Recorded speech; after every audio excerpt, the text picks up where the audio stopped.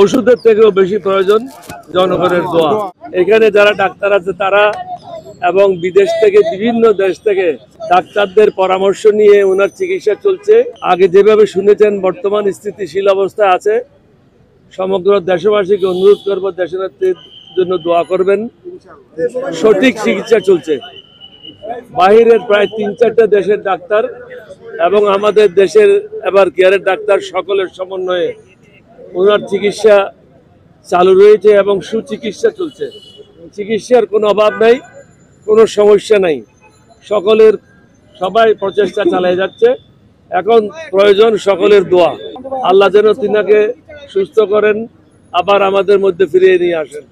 বিএনপির সবাইকে বলবো আপনারা সব জায়গায় দোয়া মাহফিল অনুষ্ঠান করবেন।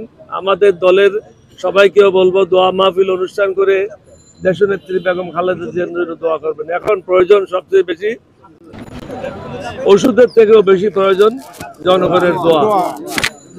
আপনাদের সবাইকে ধন্যবাদ জানাচ্ছি। দেশবাসীকে অনুরোধ করব আপনারা সবাই সউদ্যোগে বিভিন্ন জায়গায় মিলাদ মাহফিলের মাধ্যমে দেশনেত্রীর জন্য দোয়া করবেন। তিনি আপনাদের অনেক খেদমত করেছেন।